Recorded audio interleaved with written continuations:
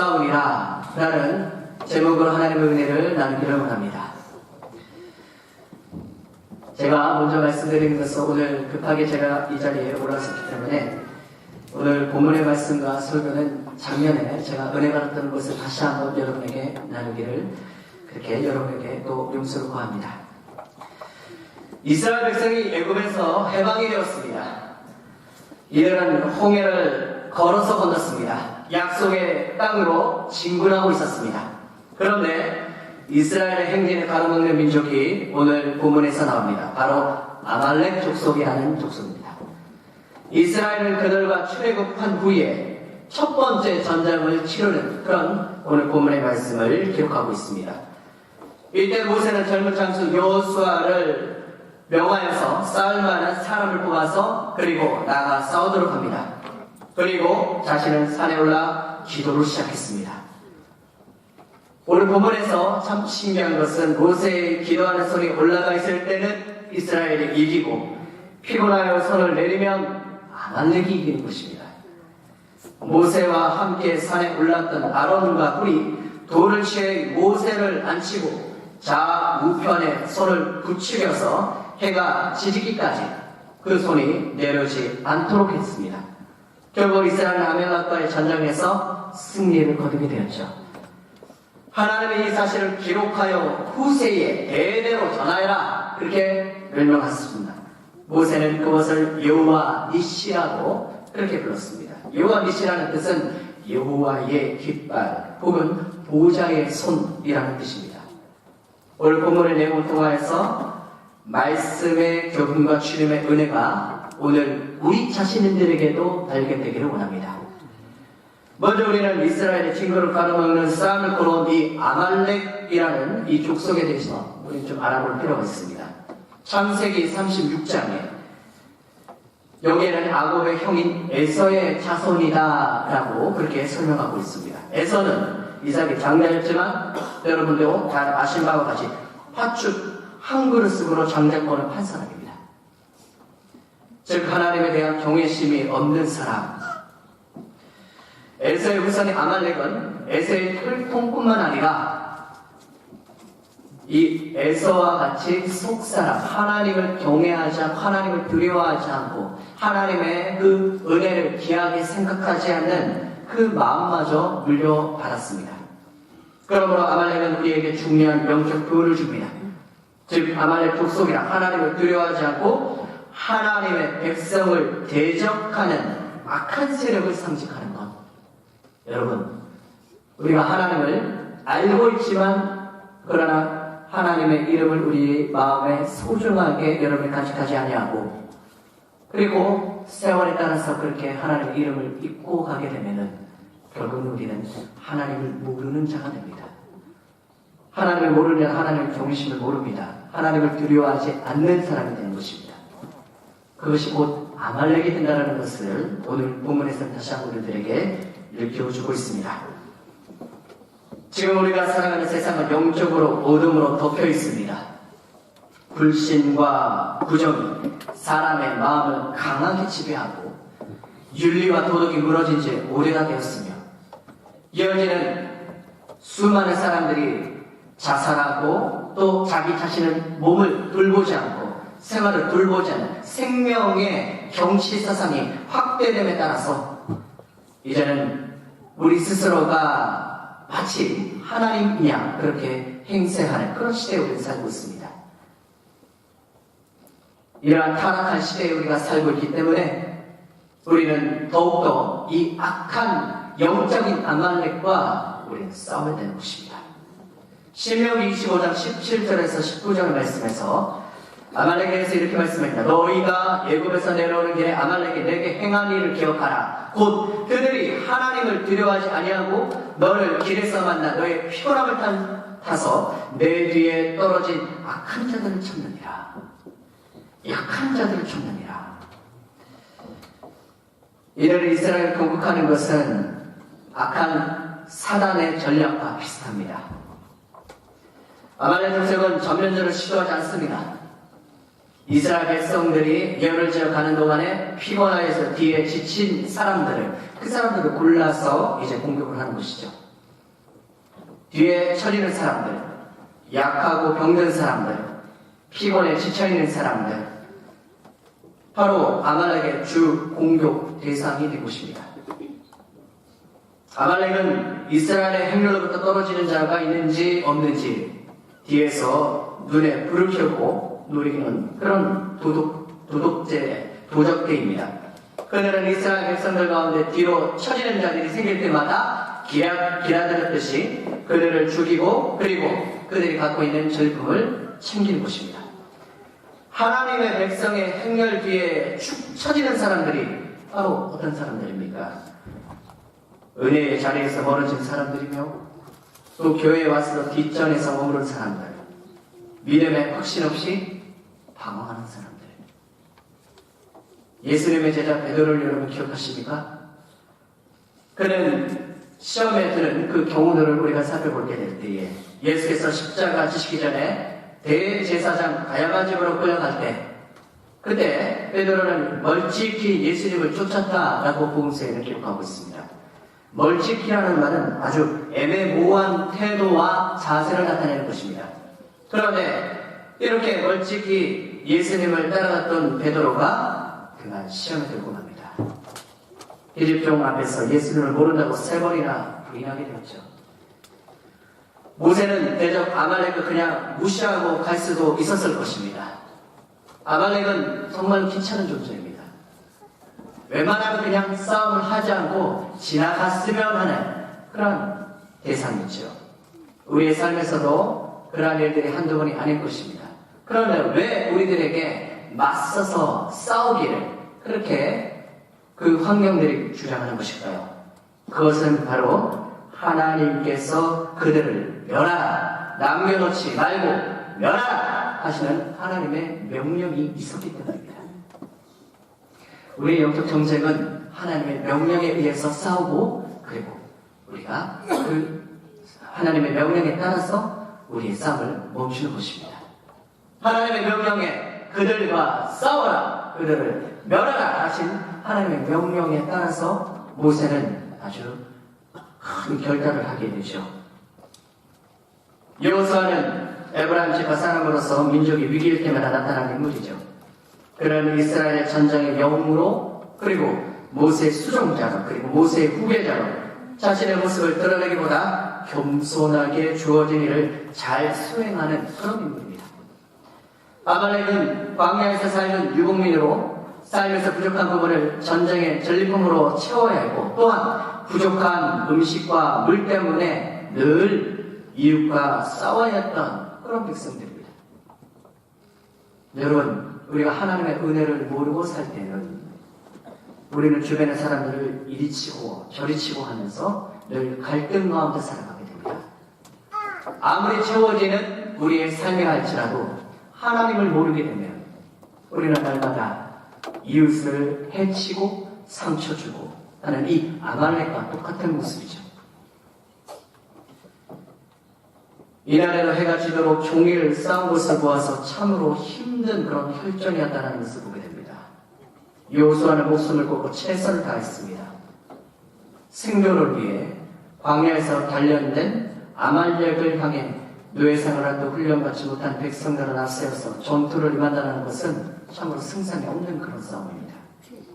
그럼에도 불구하고 여호수아는 아무것도 핑계치 아니하고 최선을 다해 주님의 말씀에 또 모세의 말에 순종합니다. 여호수아의 국정은 무지와 맹목적인 국정이 결코 아닙니다.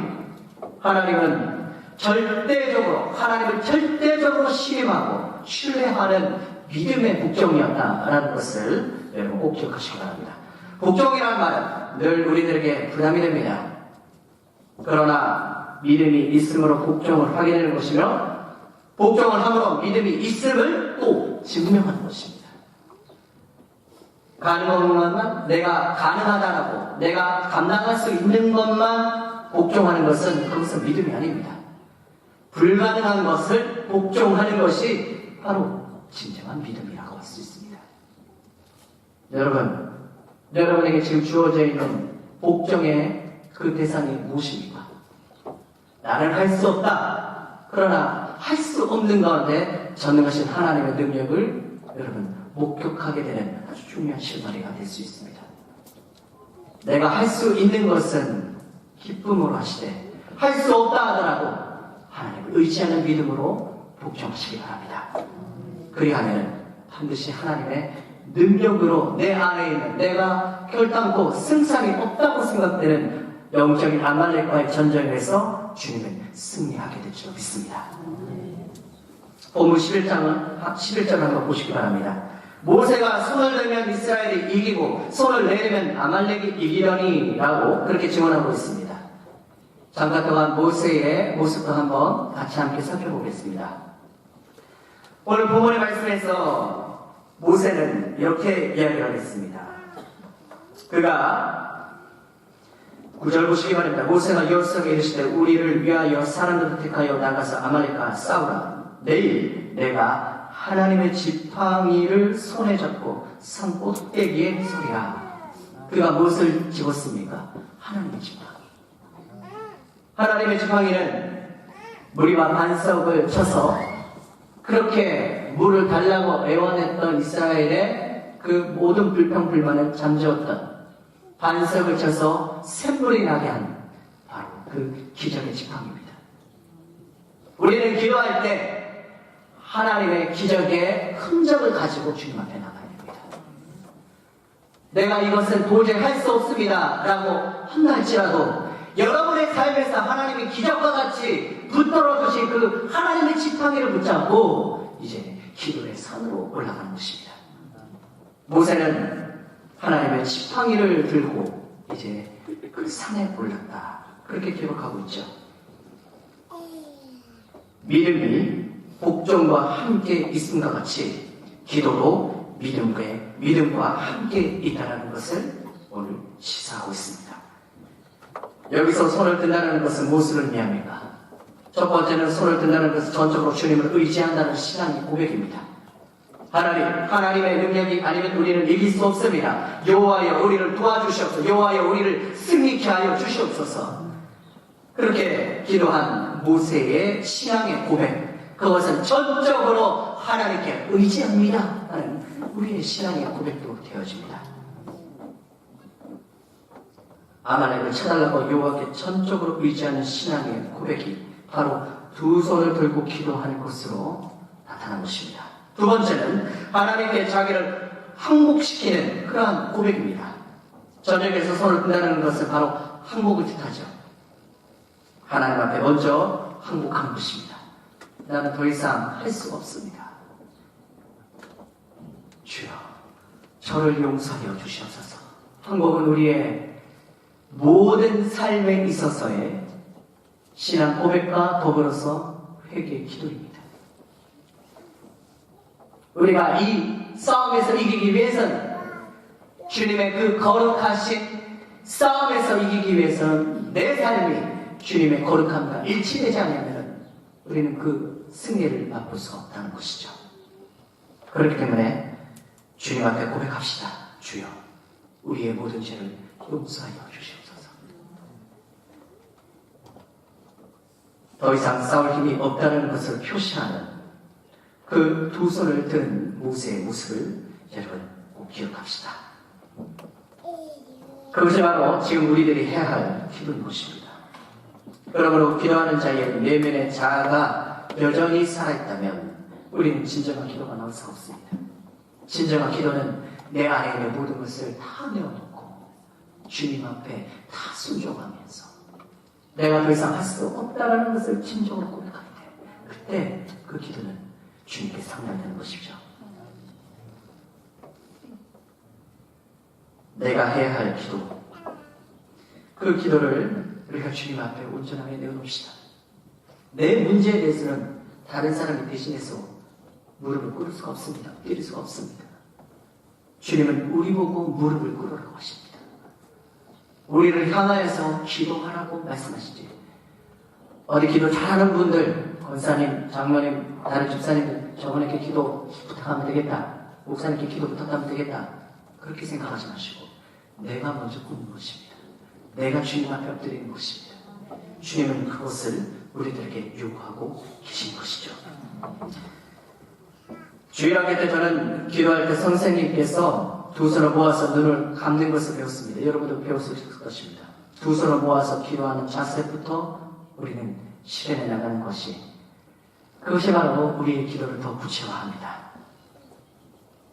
여러분, 두 손을 모으는 이 기도가 지금 현재 여러분에게 필요한, 마치 두 손을 높이는 그 모세의 기도와 같이 지금 여러분의 손을 모으는 때입니다.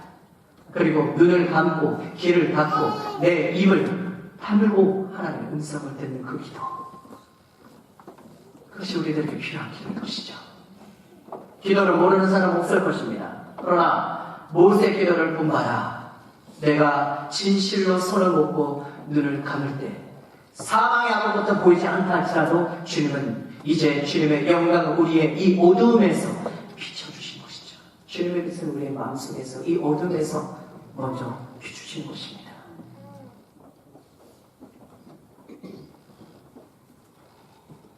우리의 삶에서 참 자신 없는 것이 한두 가지가 아니죠. 저도 참 두 자녀가 있는데 이 두 자녀가 잘 신앙 가운데 잘 클까? 앞으로 이 올바른 길로 잘 인도할 수 있을까? 시간이 지나고 점점 아이들이 성장할수록 참 자신이 없어집니다. 일하신 부모님을 생각할 때마다 두 분을 끝까지 잘 사랑하고 피할 수 있을까? 그러나 때가 되면 점점 참으로 인간의 마음으로서는 감당할 수 없음을 더 크게 확인합니다. 주님은 끝까지 우리를 사랑하셨다. 끝까지라는 것은 무엇입니까? 주님의 그 십자가를 두고서 우리들에게 말씀하는 것입니다. 주님의 사랑은 십자가를 통하여서 나타내 보셨습니다. 주님의 권능은 그 십자가의 죽음과 부활을 통하여서 나타내신 것입니다. 그렇기 때문에 우리는 그분을 의지할 수 있는 것입니다.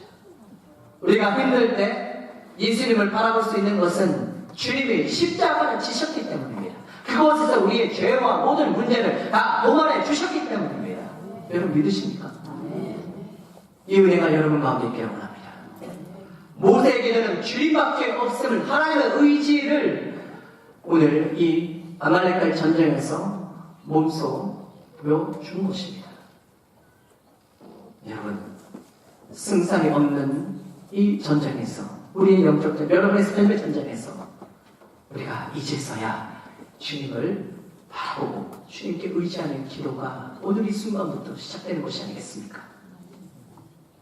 말씀만 여러분이 들으시고 돌아오는 것이 아니라 오늘 우리는 주님께 의지하는 기도로 우리 이 교회를 나서야 되는 것입니다. 본문 12절에 보면 모세의 팔이 피곤함에 그들이 돌을 가져다가 모세의 아래 놓고 그로 그 위에 앉게 하고 아론과 홀이 하나는 이 편에서 하나는 저 편에서 모세 손을 붙들어 올렸더니 그 손이 해가 지도록 내려오지 아니한지라.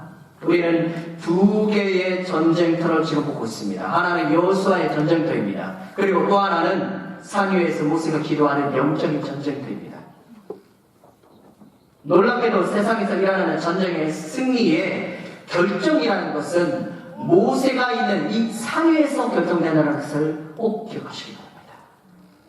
모세의 기도로 인하여서 이스라엘의 이 전쟁의 승리를 안겨줬다는 이 사실이 바로 이 땅에서 나타나는 모든 전쟁에서도 동일하게 적용된다는 것이죠.